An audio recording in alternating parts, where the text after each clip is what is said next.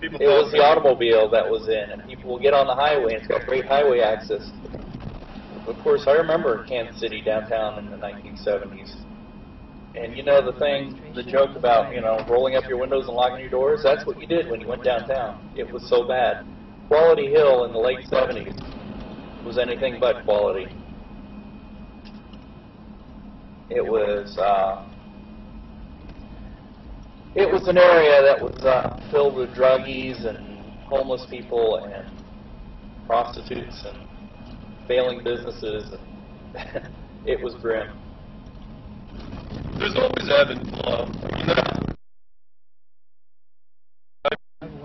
You can still, and then maybe, I guess I'm just naive. For some reason, I feel like something like the Google transparency in government might finally kick the slats out from underneath some of the corruption. Well, that's one of the ways that technology is actually coming around, and it can be used for good, it can be used for bad. But but you have to use it. Like, it has to be employed, and it's just being avoided. I mean, like, it's just no one wants to talk about it. It's not being discussed even as an option for our government to have real-time statistics and keeping track of every penny that's being spent by everybody who's using these government cards and all the government contracts all the money that's flowing out. But even at that, I mean, who would really take an interest in that among the citizenry? I mean, they could have the wide open transparency, but... Well, it's like, I looked at the Jackson County budget, right? It's $900 million, Jackson County budget. That's $4,000 for every citizen in the county. Yeah. Now, like, let's say my campaign platform is like, what we need? We need some real crucial services that are provided by the county. There's $500 million goes to the stadium maintenance fund every year. $500 million. And then there's $20 million that goes to health services. Well, I consider health services pretty important. But what I want to do, is give everybody $3,000. We're just going to spend 1/4 of that budget. We have $250 million. That's enough to support everything that they consider vital. That's enough to support the police, the prisons, and the health. And then we're going to give everybody a check for $3,000. Do you know the vast majority of people in the county could use the $3,000? But there's a stimulus. It's a trick about this. Normally this would be illegal and very dangerous, but the way they built this road is the gates are kind of in the wrong place. The gates should go across here. So everybody who's lived and worked down here knows this trick. We go around the gate. Since trains and stuff are near and dear to my heart, I never advise going around the gate, but that's an exception. Yeah, it's kind or a right turn. This is I used to live up there. Dirt Gallery? Fahrenheit. Oh. Former Fahrenheit. Back in 2001. I was a quasi-roommate, actually roommate with Peregrine and Mark for like a month and a half or so, when they were moving to their space. The state line at 9th Street. Yeah, I met her in 2001, but I didn't know who she was. It's a funny story. There was this chick and this dude. And we're talking about Peregrine Honig, the artist. One of the... Panty purveyor. Yeah, she owns Birdie's Panties, and she's... Birdie's. It's kind of like a Victoria's Secret, local version of Victoria's Secret, and she's a local artist who's done pretty well for herself in Kansas City and internationally. But when I met her and Mark, they came into this restaurant I was working at, the Blue Koi. And I've never been in there. I've been wanting to try. Oh, no, I've been to Blue Koi. I was thinking Bluebird. I'm sorry. I opened the place. I mean, I was like one of the first people that Scott's the guy's name. He's an inventor, patented a new type of light bulb. I mean, he's a really intelligent guy. But these two people walked in, right? This girl and this guy, and there were three of them actually. I don't know who the third person is. I know now it's Mark and Peregrine. But they came in, and I thought to myself, I was like, I always stood at military attention, which the owner of the Blue Koi appreciated because he was a former military man. So as a busboy, I would just stand at military attention all the time. So That's interesting. yeah, I'm kind of I'm a good worker. And this girl and this guy that I didn't know who they were, but I was immediately infatuated with this girl. I was like, that's the girl of my dreams right there. And so they left a gold coin on my table. I think it was Mardi Gras season, right? They left a gold coin on my table. I kept that coin for years. I still have it. But she was a muse. I didn't know who she was. I never saw her again for years. I went to New York. I tried to publish a book. All the while, in the back of my mind, I was like, I'm going to meet this girl. And once I'm a successful author, she's just going to be blown over by me, right? I just knew this. Well, I never made it. Or I haven't yet made it to being a successful author. But of course, she's married now. And I met her years later. When I knew Jim Leedy. And I talked to him, and I got a space in one of his daughter's buildings, above his studio on 19th Terrace. And then I met her, and then I realized that she was dating Mark. I didn't consider it appropriate to, hit on people that are in relationships with her. I'm not that way. So I just watched her from afar and got to know her, and I actually, she seems like she's a successful businesswoman.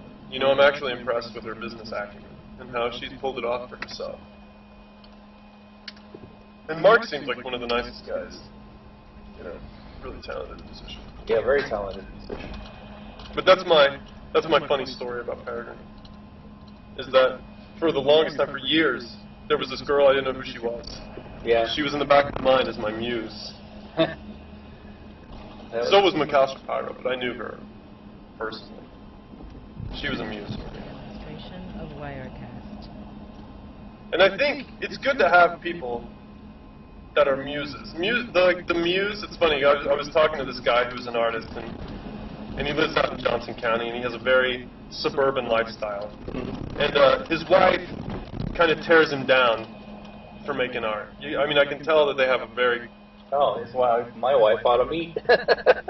Right, and then, we were talking kind of privately, and he was like, I really need a muse. And I was like, you got to build a muse trap. A muse trap? Yeah, and a lot of people, I think, mistakenly think that that's like a sports car. And maybe it is. But perfect muse trap is a baby. The baby is a muse trap? Then really? What's that? Well, you said the thing about the sports car, and the thing is you're talking about a male attracting a female. Yes, right. Well, I'm talking about a male. Like, I always liken it to the Greyhound track. There's a mechanical rabbit, and the dogs, when they're released, the mechanical rabbit takes off. The dogs are never supposed to catch the mechanical rabbit. It's just something that they're going to run after as fast as they can. And the muse plays that role for me in society. As the rabbit? Yes, the mechanical rabbit. It's not a real thing. A real thing. It's not the state of nature. We're in society now. We're not in the state of nature anymore. And for me, and I think for some people, they need something that's probably unachievable, or needs to be unobtainable thing that they chase after. That is not even actually real. As you say, the mechanical rabbit is not a real rabbit. Yes, not even real. Well, when we're talking about men trying to attract women, and I've read or seen a story about, they did a study where they took a guy and they said, okay, I want you to go to 10 different women and ask for their phone number. And the first, they put them in a sports car, and he got no phone numbers from any of the women. And then the second was something else, and got like 3. I think maybe it was a dog, like walk a dog.